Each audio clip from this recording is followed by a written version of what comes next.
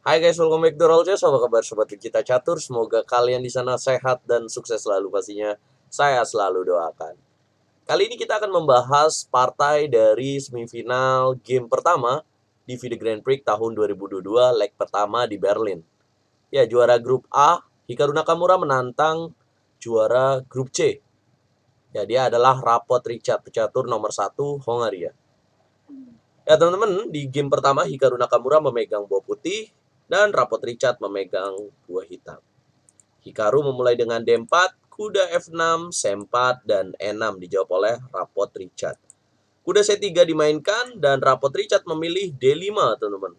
Ya, di antara pilihan dia bisa memilih pembukaan Nimzo Indian, tetapi dia memilih D5 merubah dan menjadi pembukaan Queen Gambit decline ya teman-teman. Ini dengan ciri khas E6-nya. Ya, kemudian pion C makan D5, pion E makan D5, dan gajah G5. Kemudian hitam C6, putih menteri C2, dan gajah E7. Hikaru E3, kuda B D7, dan gajah D3. Nah, ini nih teman-teman, ini merupakan pola ya dari permainan Queen Gambit decline yang biasanya dimainkan Elite Grandmaster dengan memegang buah putih. So, teman-teman kalau kalian ingin bermain catur dengan pembukaan Queen Gambit ditolak, kalian bisa bermain dengan format seperti ini. Karena ini format yang ideal banget, pola yang ideal banget untuk kalian mainkan sebagai pemain putih.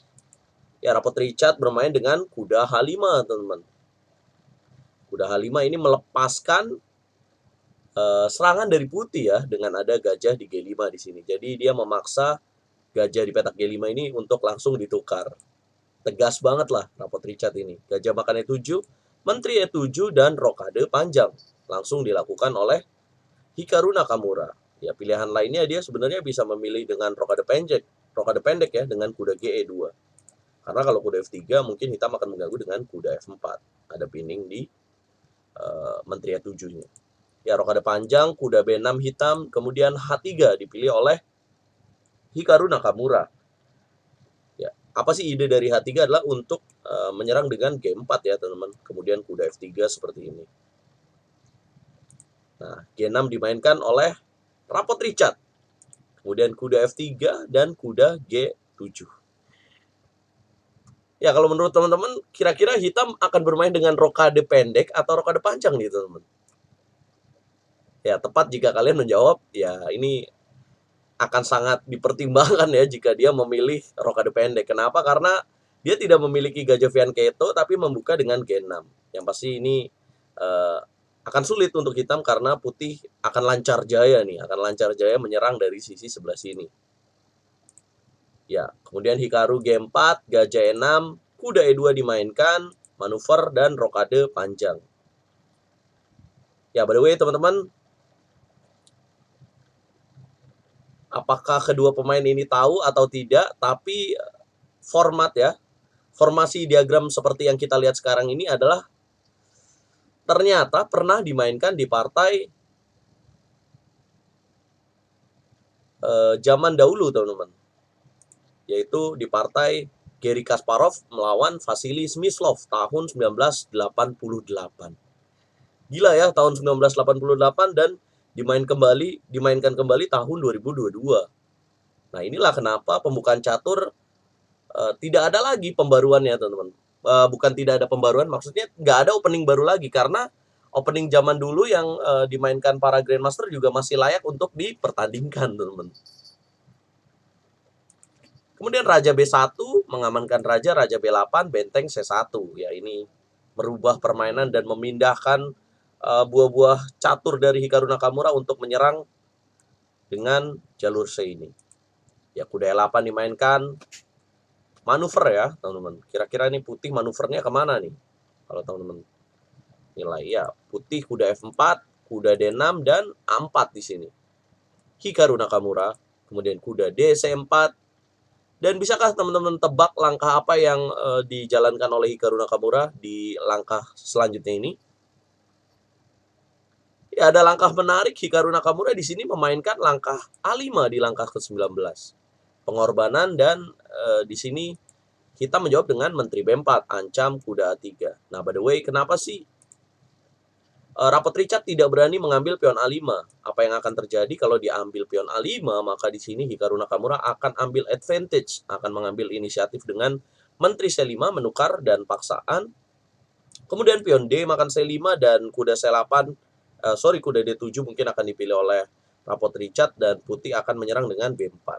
Ya, kudanya tidak ada jalan, kuda C4, dipilih gajah makan C4, D C4 dan kuda G5. Kira-kira seperti inilah. Pada intinya pion hitam juga nantinya akan jatuh kembali dan di sini putih ambil serangan dengan serangan dua kudanya ini.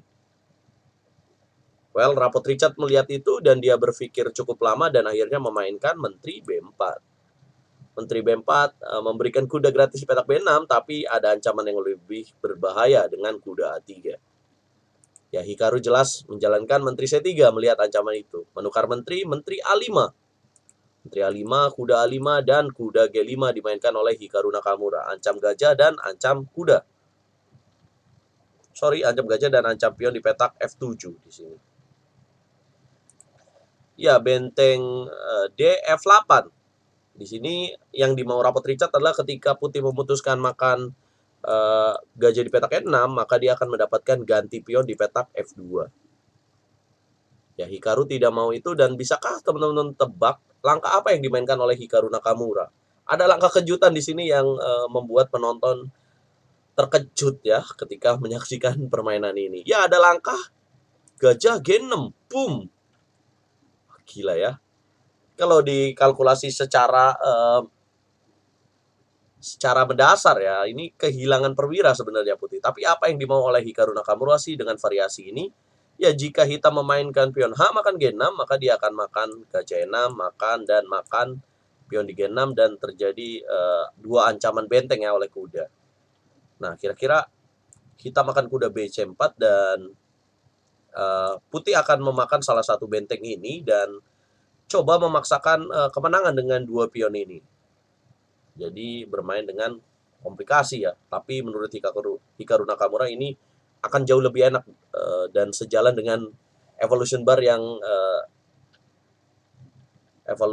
dan di sini menguntungkan untuk putih, teman-teman. Ya, setelah gajah G6, Rapot Richard menjawab dengan bijaksana dengan kuda B3, teman-teman.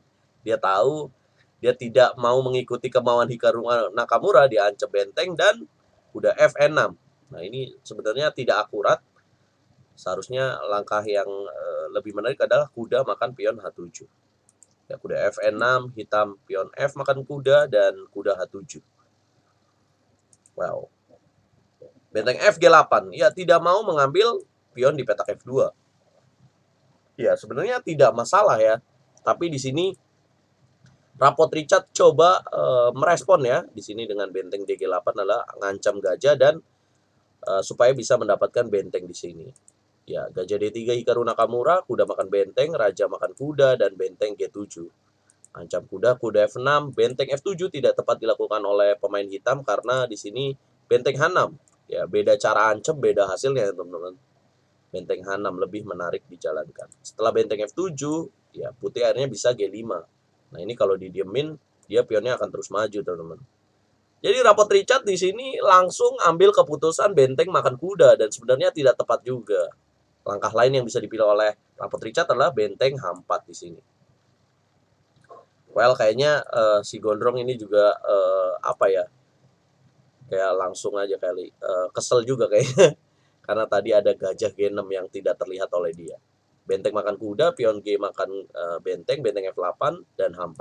Ya jelas ya di sini walaupun sama pion tapi putih punya satu pion yang mengganggu nih dari pion H-nya ini.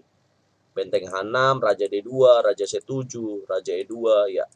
Nah, ini adalah the power of king ya, teman-teman. Salah satu teori mendasar kalau sobat RL Chess main catur, maka harus mengaktifkan raja dalam permainan akhir. Jadi raja ini bisa membantu serangan dengan seperti ini, manuver. Raja F6, Raja G4, Raja F6. Nah, ini dijaga petak G5-nya bagaimana putih supaya rajanya bisa ke petak G5 adalah menghilangkan penjagaan dari Raja F6 ini, yaitu dengan benteng H3. Nah, ini by the way ngomong-ngomong ya, ternyata Hikaru Nakamura menyesali nih jalan Raja G4. Harusnya dia sabar aja jalan F3 dan M4. Ya walaupun pada, akhirnya di sini unggul ya Hikaru Nakamura, tapi pemilihan Raja G4 ini menurut dia, kelamaan lah buat dia gitu. Kayak, dia menang tapi dengan, sedikit kesalahan gitu. Well, kuda C8, benteng F3, Raja G7, dan gajah G6. Coba benteng F7 dijaga kuda D6. Raja G5, dan A5 dimainkan oleh hitam. Nah, kira-kira Sobat RL Chess jalan apa nih dalam posisi seperti ini? Karena ini tricky ya teman-teman. Kalau kalian terpancing dengan show off benteng F6, mengancam pion itu, lihat evolution bar-nya langsung terjatuh dan tak bisa bangkit lagi ya teman-teman. Karena ada langkah apa sih? Kenapa evolution bar-nya menguntungkan untuk hitam? Ya tepat sekali karena ada langkah tricky kuda E4. Skak dan dapat benteng, kalau dimakan bentengnya jatuh dan hitam akan menang dengan keunggulan pion promosi di jalur AB-nya ini. Well, tricky juga ya teman-teman. Nah inilah kenapa Rapot Richard menunggu kesalahan dari Hikaru Nakamura. Nah sayang sekali bahwa Hikaru Nakamura cukup telaten dan sabar sekali dengan menjalankan benteng F4. Tujuannya adalah untuk F3, M4 dan menjalankan pionnya dari jalur E ini. Ya hitam kuda M4 di sini mencoba membuat posisi jadi komplikasi, makan-makan, dan benteng F6 ancam pion F2, F4, benteng F5, Raja G4, benteng B5. Ya ambil pion E6, A4 dijalankan oleh Rapot Richard, benteng E7 skak, Raja H6, benteng E8. Ya, benteng B2, benteng H8 skak, Raja G7, dan benteng A8. Nah, ini udah masuk fase pawn racing ya, balapan pion teman-teman. B5 dan E4. Benteng A2 jaga pion A-nya untuk membuat pion B ini mulus jalannya. Benteng A7 skak, harusnya langsung E5 aja. Ya, sempat terjadi bolak-balik dan finally ya Hikaru Nakamura tidak melangkahkan langkah yang sama. Nah, kalau kalian lihat di sini emang evolutionnya tinggi sekali, tapi kalau secara permainan ini masih cukup membingungkan untuk putih, teman-teman. Karena jelas ada ancaman bahaya dari pion promosi yang dimiliki oleh Rapot Richard ini. Kemudian benteng A6 kembali lagi, Raja H7 sempat 2 kali bolak-balik. Kalau terjadi 3 kali, maka Rapot Richard bisa klaim remis, teman-teman. Berdasarkan repetition move. E5, B4, E6, B3, dan Raja F5 dimainkan oleh Hikaru Nakamura, menemani pion yang sendirian untuk jadi promosi. Benteng A1 dijalankan oleh Rapot Richard dan benteng B6. Ya, cerdik sekali Hikaru Nakamura mengetahui ide dari pion B-nya untuk promosi dari hitam. Benteng E1, Raja F6, benteng E4, dan E7.